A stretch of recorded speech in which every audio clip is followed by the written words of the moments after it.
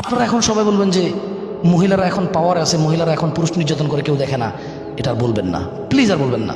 হয় দুই একটা ঘটনা ঘটে, কিন্তু এই দেশে এখনো মহিলারা নির্যাতিত। আপনি জানেন? আপনি জানেন মহিলা সকালবেলা ঘর থেকে ঘুম থেকে উঠে বাচ্চা কাচ্চা না থাকলে শ্বশুর শাশুড়ির জন্য বা নিজের জন্য বা নিজের জামার জন্য কাজ করতে হয়। আপনি 12টা বাজে ঠিক 2টা বাজে ঘরে আসতে পারেন, মহিলারা এখনো থালা বাটি ধোয়া বাকি থেকে যায়, তরকারি কাটাকুটা থেকে নিয়ে। কোনো এফোর্টই ধরা হয় না এটাকে, কোনো কাজই ধরা হয় না এটাকে। আপনার বাচ্চা তো আপনার দুধ খায় না, আপনার বউর দুধ খায়।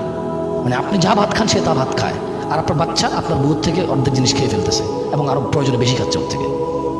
আপনার তো আপনার শরীরে রয়ে গেছে, ওটাকে কোনো এফোর্টই ধরা হয় না, কোনো কাজই ধরা হয় না।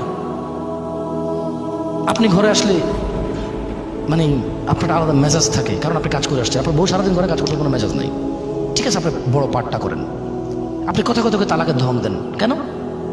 মহিলা মানুষ নাকি পুঁটি মাছ, পানি থেকে উঠলে পেট পচে যায় কেন? ও আপনার সন্তানের গর্ভবতী হয়েছে, এই জন্য আপনার মাথা এই যুক্তি ঢুকে গেছে।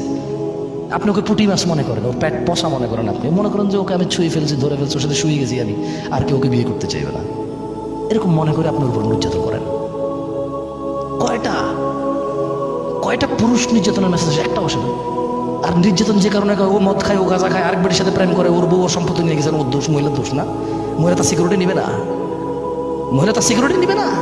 নষ্টামি করবা তুমি, মোবাইলে ফোন আসলে টয়লেটের দিকে যাইয়া, বারান্দা যাইয়া, ঘর থেকে নেমে, তোমার বউ বোঝে না, না কাঁচা কলা খায়, তোমার সাথে সারা রাত শোয় একসাথে, হ্যাঁ, দিনের মধ্যে তোমার সাথে 8 ঘন্টা শুয়ে থাকে, ওই বেটি 6 ঘন্টা থাকে, বেটি তোমার চেনে না, ফাইজদামি করো, চালাকি করো ওর সাথে, না চালাকি করো। তো মহিলা সিকিউরিটির জন্য করে। তুমি অন্যায় করবা, মহিলাটা বলতেও পারবে না, তোর বাপে শুনছে কা, তোর ভাই শুনছে কা, তুই কইছস আমার ইজ্জত নষ্ট করেছিস, তো তুই করছিস কবে না? ঠিক না? তো মানে আমার এগুলো মাথা গরম হয়ে যায়, এগুলো মানে আর আমি নিতে পারি না এগুলো। মানে যেখানে পুরুষরা মহিলাদেরকে এত নির্যাতন করে, অথচ আল্লাহ সুবহানাহু ওয়া তাআলা ওদেরকে যা দিছে আমাদেরকে তা দেয় নাই। সাম ক্যাটাগরিতে, কি ক্যাটাগরিতে? সাম ক্যাটাগরিতে আমাদেরকে তা দেয় নাই। ওদেরকে মাতৃত্ব দিছে, আমাদেরকে দেয় নাই। বুঝেন নাই?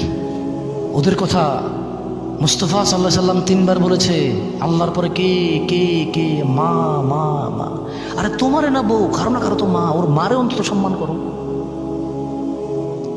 তোমারে না বউ, পুঁটি মাছ পেট পচে গেছে, কিন্তু ওই পচা পেট থেকে যারা আসছে ওদের তো মা। ও বাচ্চাগুলো বড় হলে তোমার দেখে নেবে, ও বাচ্চাগুলো বড় হলে তোমার দেখে নেবে। যেই সমাজে মোহে